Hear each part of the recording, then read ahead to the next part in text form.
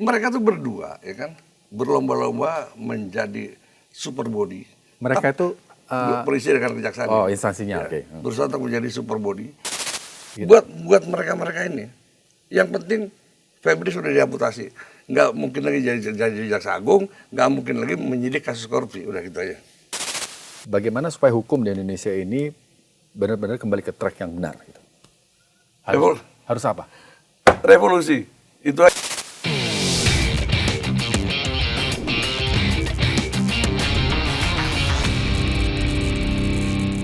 Ada satgas PKH di sini kan segala macam. Sekian juta hektar mereka sita segala macam. Terus mana pelakunya gitu loh? Kan nggak ada Pak. Ya kan? Yeah. Inilah nanti yang mereka dieksploitasi itu. Diperas sedikit. Iyalah. Wah ini gila-gila. Ini betul-betul praktek mafia dalam sebuah negara yang dikemas, yang dilindungi oleh konstitusi kan kacau loh. Kayak begini. Ini coba bayangin Pak, jutaan hektar disita. Kan berarti kalau disita ada pelanggaran. Ya. Tapi kok pemiliknya nggak ada apa-apain. Apakah semua penegak hukum seperti itu gitu? Ada satu kondisi yang memang sangat unik ya. Ketika polisi bisa menangkap Febri, justru tingkat legitimasi publik terhadap penegak hukum semakin turun. Cek aja coba. Ya. Kita bisa bayangin kalau misalnya kepercayaan publik terhadap penegakan hukum sudah sampai titik nol. Itu bukan lagi institusi hukum yang runtuh, negara ini runtuh. Coba ya, kita lihat aja nanti. Kalau ini tidak bisa diselesaikan, runtuh nih republik, runtuh nih penguasa, benar. Jadi kan aneh kan, harusnya kan masyarakat menambah percaya kan kepada penegak, tapi sekarang makin turun. Nah keterkaitannya dengan TNI Pak, kan selama ini kan kita tahu di berbagai informasi kalau Pak Febri ini kan selalu dikawal dengan TNI. Termasuk kemarin waktu yang hari Jumat ya, masih ada pengawalan ya TNI di kejaksaan. Nah ini saya juga cukup prihatin ya dengan adanya kerjasama ya, adanya penandatangan kerjasama antara kejaksaan dengan Mabes TNI. Di situ klausulnya, ya kan, termasuk pengamanan fisik. Fisik kan bisa rumah, bangunan gitu. Nah ini nggak benar kalau menurut saya. Kalau kerjasama oke lah, karena di kejaksaan ada jampitmil kan. Tindak pidana militer ya. Nah, kalau kerjasama yang menyangkut kegiatan dong, misalnya kegiatan pemberantasan korupsi gitu ya, kita itu sah-sah aja kalau kita kawal gitu, tentara kawal kegiatan yang seperti itu. Tapi kalau kemudian pengamanan fisik ini bisa terjadi blunder gitu. Ketika kemarin rumah Febri mau digerebek, dijaga tentara coba. Padahal kan ada sesuatu kejahatan di sana kan gitu. Kalau menurut saya perlu dipertimbangkan lagi lah bentuk kerjasama itu, terutama dalam klausul tadi pengamanan fisik. Nah, ya itu udah berlebihan kalau menurut saya, sangat berlebihan. Jadi kalau kerjasama ya kegiatan atau mungkin pengamanan kegiatan kasus-kasus korupsi yang terjadi di militer ya. Artinya kejaksaan boleh mengusut dikawal sama tentara karena ini militer kan. Nah itu boleh. Nggak ada pengamanan fisik, gila kita tentara yang nggak pernah dijagain sama tentara gimana sih? Iya. Jadi jaksa ya dikawal sama tentara ya? Bahkan sama keluarganya loh. Semua dari mulai kejaksaan negeri sampai provinsi dijaga sama tentara. Habis lah tentara, tiba-tiba ada perang dia nggak tahu perang lagi, kacau banget. Karena gini kan, mereka tuh berdua ya kan berlomba-lomba menjadi super body. Mereka itu polisi dengan kejaksaan. Oh, instansinya, oke. Berusaha untuk menjadi super body, tapi dalam rangka apa? Banyak-banyakan menjadi backing lapak bisnis ilegal gitu aja. Saya pernah di setiap bisnis ilegal seperti judi, tambang ilegal, kebun ilegal, dan macam-macam, pasti ada aparat hukum di situ. Udah pasti dah. Itu oknum Pak. Ya oknum, ya. Tapi kan kalau oknum terus sampai tingkat pimpinannya begitu kan kacau juga kan. Dengan wakil kepala BGN yang ditangkap polisi ini, ditangkap kejaksaan kemarin, karena kan ini kan dari kepolisian. Ini ada kaitannya dengan penangkapan ya, juga? paling tidak ada secara psikologis adalah. Artinya Febri ini polisi semua disikat sama dia kan gitu.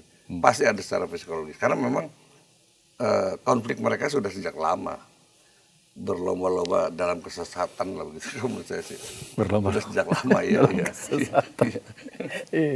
Tapi setelah ini Pak, setelah penahanan Febri gitu ya, Pak Rajasa ngelihatnya ke depan bagaimana ini? Ya nggak ada apa-apa. Nggak ada apa-apa? Nggak ada. Coba kita, saya bukan arti mau bertaruh ya. Melihat dari kasus-kasus yang lain ketika ada keterlibatan pejabat hukum ya, aparat hukum, ini pasti dilambat-lambatin, lama-lama hilang. Kasus Firly aja coba. Belum ketangkap sampai sekarang. Bukan belum ketangkap, nggak ada apa-apain, nggak diperiksa juga kok. Iya. Padahal sudah ditersangka loh ya Sudah statusnya. tersangka.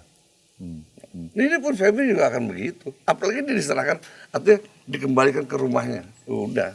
Jadi maksudnya kasus Febri ini ke depannya akan sama seperti status Pak Firly Bahuri. Iya. Menguap gitu ya. Menguap, Iya, menjadi iya. tersangka tapi ya sudah. Iya. Gitu. Buat mereka-mereka ini, yang penting Febri sudah diamputasi. Nggak mungkin lagi jadi jaksa agung, nggak mungkin lagi menyidik kasus korupsi. Udah gitu aja. Aman buat mereka-mereka. Untuk melakukan kejahatan lagi maksudnya. Dan akan benar-benar ditahan tidak Pak? Enggak. Saya yakin dia juga nggak masuk ke sel, coba aja. Wah, Loh, yakin Pak? Ini kemarin-kemarin ya, iya. di kejaksaan, di kantornya dia tidur.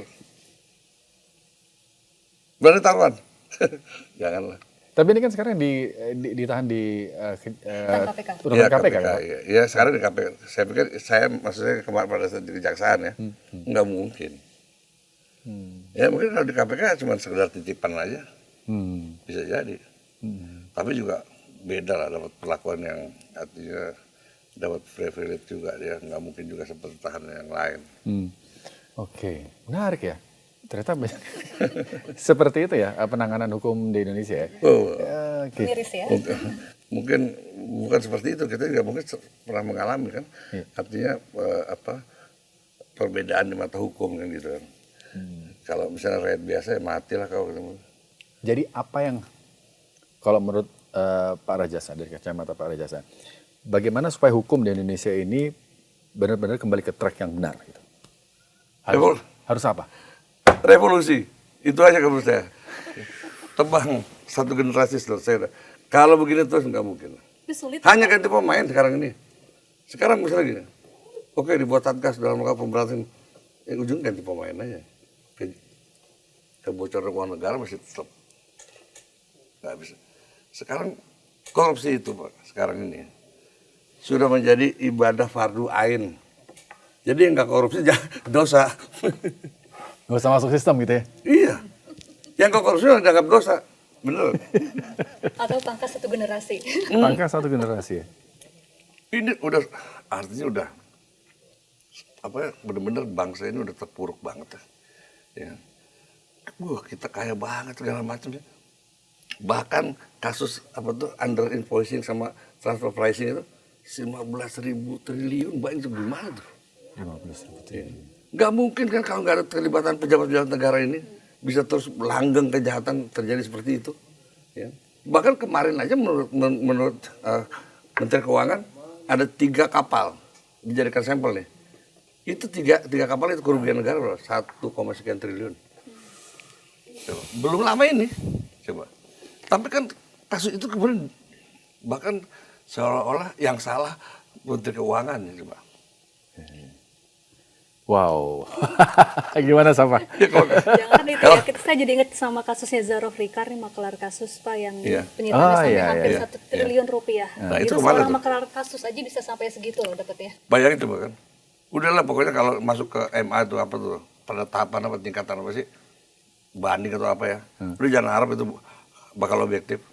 Udah enggak lah. Saya berarti 90% mereka cuma ngejar rente aja dari kasus-kasus hukum. Saya pernah lu marah sama, jadi makanya sekarang ini Pak, nggak patut kita bilang hakim tuh kepada yang mulia. Udah jangan deh, bapak-bapak aja, ibu-ibu aja gitulah. Ya, tunjukin dulu dong, ya kan, kemuliaan dia. Kalau dia sendiri nggak bisa nunjukin kemuliaan, ngapa kita panggil yang mulia? Kalau saya orang Islam nih, Nabi Muhammad panggil Muhammad doang, udah pakai yang mulia lagi, nggak bener tuh. Saya bilang. Kan disebut sebagai wakil Tuhan. Mana? Tuhan nggak Seorang pernah hakim. Tuhan nggak pernah mewakili manusia ini di Indonesia, nggak, karena nggak bayar semua. Itu dari jaksa, hakim, pengacara, polisi, semua. Kenapa saya ngomong keras gini? Karena dalam situasi yang sudah sangat buruk begini, nggak ada pilihan kata yang bijak, nggak ada. Harus keras, harus terbuka, udah gitu aja. Oke. Iya harus begitu. Kalau misalnya kita masih berandai-andai, publik juga ngeliatnya, bikin gua mikir siapa sih sebenarnya pelaku korupsi. Kita harus ngomong. Nggak bisa enggak. Iya. Jadi setelah Febri ditangkap masih banyak Febri lainnya nih Pak ya? Pastilah, ya kan? Karena nggak ada efek jerah kok, ya kan? Nggak ada. Coba misalnya Febri tangkap hukum mati, lu takut yang lain, bener.